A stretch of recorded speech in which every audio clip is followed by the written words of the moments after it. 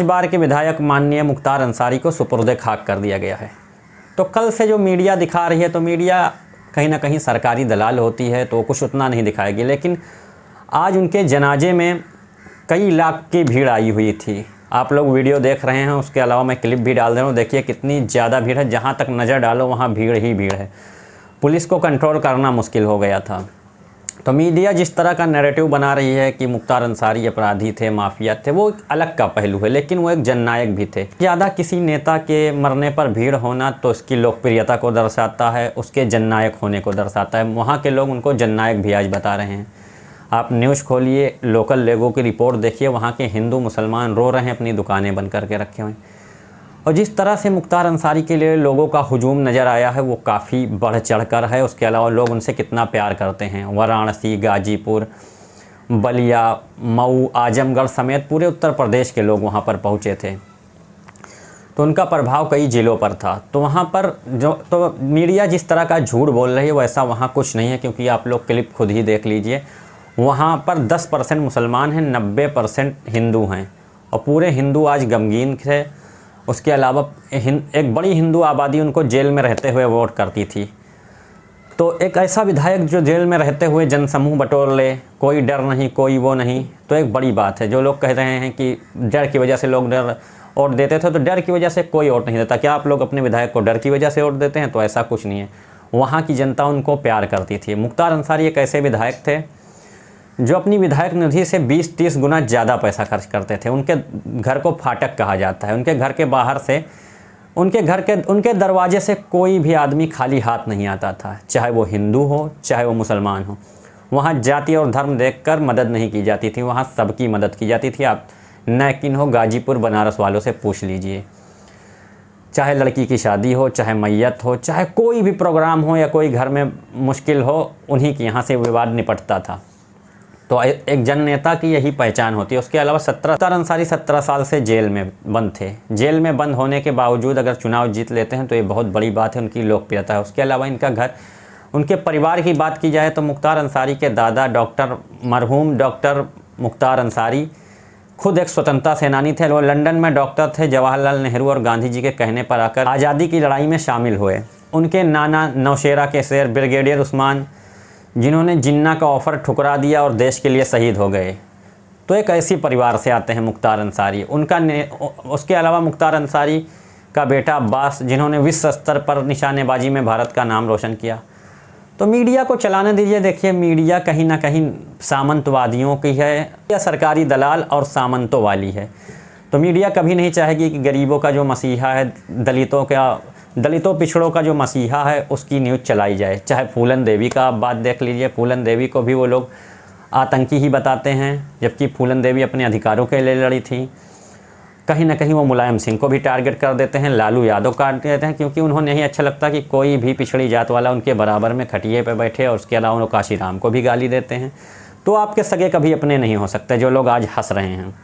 मुख्तार अंसारी कभी भी गरीबों, पिछड़ों, दलितों, किसी भी वर्ग पे उन्होंने अत्याचार नहीं किया। कभी कोई एक शिकायत बताते कि किसी के घर पे उन्होंने कब्जा किया हो।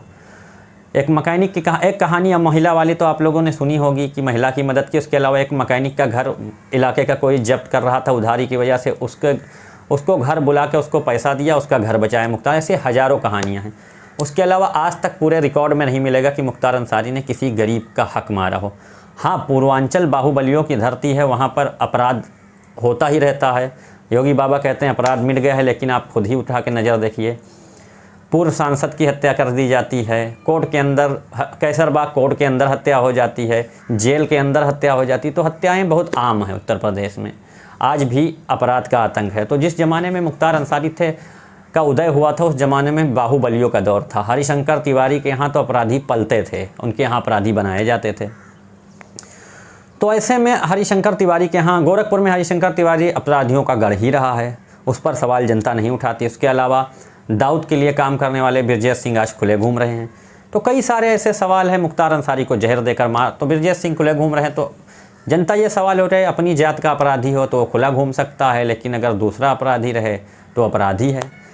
तो इन्हीं सब सवालों के बीच आज मुख्तार अंसारी को दफन कर दिया गया है। लेकिन मुख्तार अंसारी को कुछ लोग रॉबिन हुड कर रहे हैं, कुछ लोग माफिया कह रहे हैं। माफिया वही लोग कह रहे हैं जो दूसरे बाहुबलियों के समर्थन में हैं। देखिए, माफिया वही कह रहे हैं जो दूसरे बाहुबलियों के समर्थन में हैं।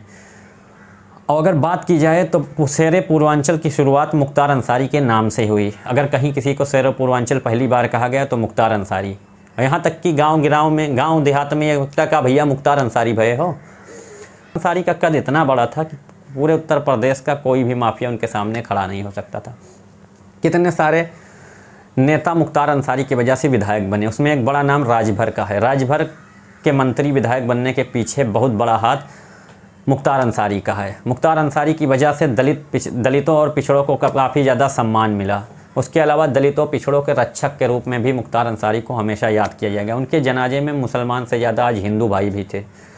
तो उनको मीडिया बदनाम कर रही है। आप लोग दूसरे ज़िले से बैठकर उनको इस तरह का टारगेट कर देना कि मुख्तार अंसारी ख़राब थे। तो जब बाहुबली टकराते हैं तो उसमें कहीं ना कहीं हिंसा होती है। हालांकि मैं हिंसा को सपोर्ट नहीं कर रहा हूँ, हिंसा जैसी भी है गलत है, लेकिन एक ही धर्म को टारगेट करना या एक ही आदमी को टारगेट करना, बाकियों को छोड़ना, ये कहाँ तक सही है। उसके अलावा मुख्तार अंसारी की मौत पर काफ़ी बड़े सवाल होते हैं। सबसे पहले मुन्ना बजरंग कृष्णानंद राय हत्याकांड में जो लोग शामिल थे उनकी हत्याएँ होना, सिलसिलेवार हत्या होना। तो मुख्तार अंसारी की मौत पर काफ़ी बड़े सवाल खड़े हैं। इससे पहले सबसे पहले अगर कड़ी जोड़ी जाए तो सबसे पहले जेल में मुन्ना बजरंगी की हत्या होना। उसके बाद पुलिस कस्टडी में उत्तर प्रदेश जैसी चाक चौबंद, जैसा योगी बाबा कहते हैं, उसमें अतीक अहमद की हत्या हो जाना, संजीव जीवा की हत्या कोर्ट के अंदर हो जाना। तो उत्तर प्रदेश की शासन व्यवस्था वैसे ही आप देख सकते हैं, कोर्ट के अंदर मार दिया जा रहा है आदमी। तो ऐसे ऐसे कड़ियाँ जुड़ते जुड़ते मुख्तार का भी नाम सामने आ रहा था कि मुख्तार की भी हत्या हो जाए। उन्होंने आशंका भी जताई थी। तो धीरे धीरे उन्हें जहर देकर मार दिया गया। और कुछ लोग जो बड़े सफ़ेद पोश बनकर घूम रहे हैं अपराधी, वो नहीं चाहते थे कि उनका नाम मुख्तार लें या वो फंस जाएं। तो इसी के चलते कहा जा रहा है कि उनको जहर दिया गया। अब ये जांच का विषय है और जांच न्यायालय के अलावा और कोई नहीं सकता। शासन पर, उनके लड़के उमर का कहना है कि मुझे शासन पर कोई भरोसा नहीं है, क्योंकि शासन के लोग ही हो सकता है शामिल हों। तो मुख्तार की मौत काफ़ी बड़ा सवाल खड़ा करके चली गई उत्तर प्रदेश के शासन और प्रशासन पर। और जो लोग वहाँ के गाजीपुर या बनारस के आसपास के लोग हैं, आप न्यूज़ उठाकर देखिए, कह रहे हैं मुख्तार को सदियों सदियों तक याद किया जाएगा। मीडिया कह रही है कि वो माफिया के तौर पर याद किया जाएंगे, लेकिन जो आम जनता है वो रॉबिन हुड के तौर पर याद किया जाएगा। तो आप लोग मुख्तार अंसारी के बारे में क्या सोचते हैं? आप लोग भी अपनी राय कमेंट्स करके बताइए।